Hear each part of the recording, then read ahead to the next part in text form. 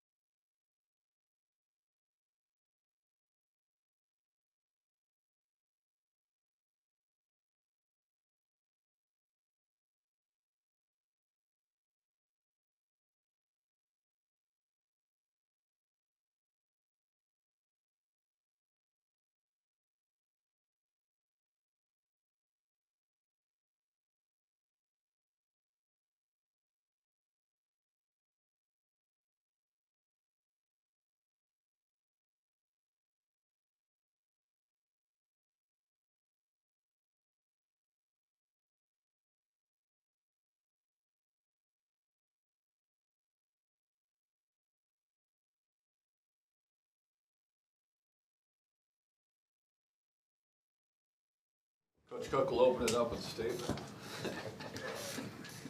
You got it. Good Big Ten win. We were really high air tonight. Our passing was, after the first game, got really good, and it was a very good serving team, and we caused them not to ace us and have 14 errors.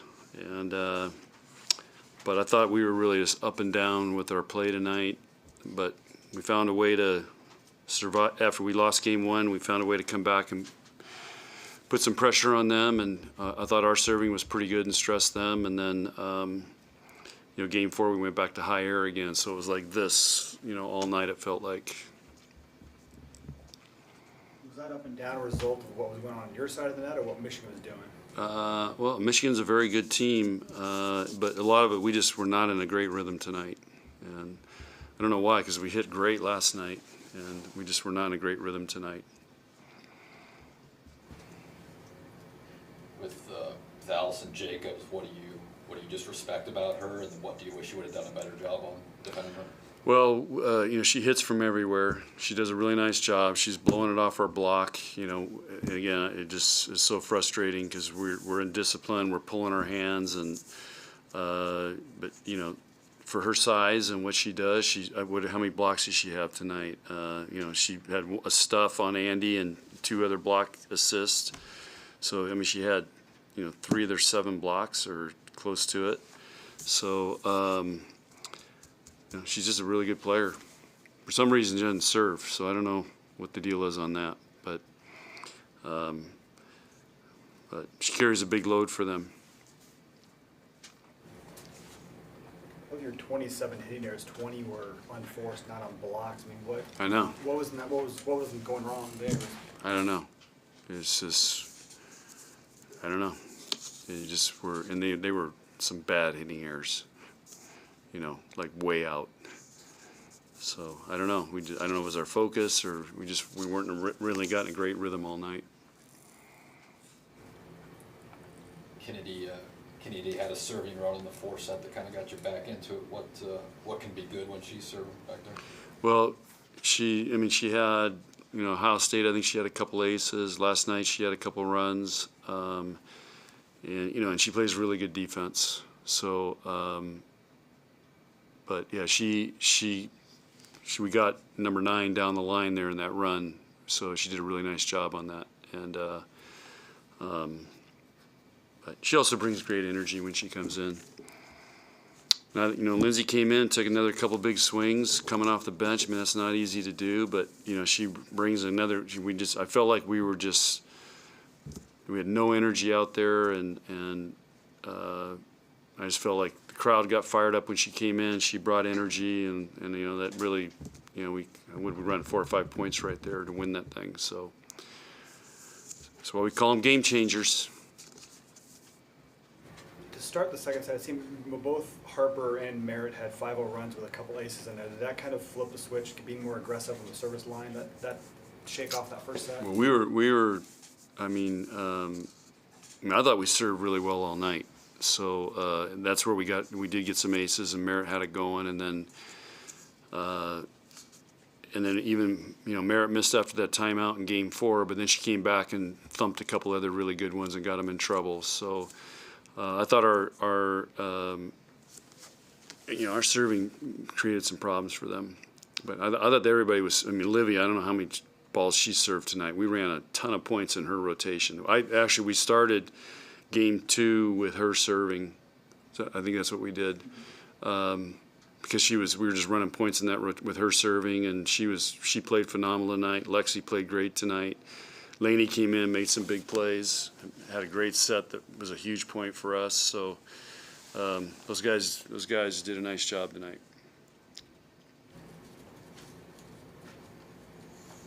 Olivia tied her career high with 10 digs tonight, and she's been holding down passing. Where have you seen her growth so far this year, and how much farther can she go before the end of the year? Well, she's already putting up huge numbers passing. We're running a ton of points with her serving, but she made a lot of great digs back there. There's a lot of balls coming off the block and high that she dug and took them with her hands, and and nothing really, I mean, she's, really, nothing really phases her. So she's a huge, huge asset for us. She passed the jump serve tonight, and like I said, her and Lexi and Laney and Harper tonight. I mean, that's what Michigan, they're looking. No aces and 14 errors. I mean, they haven't done that all year. Their ace to error ratio, if you look at it, is almost 50-50 in the Big Ten. Okay. All right, guys. Have a good rest of the night. Good weekend.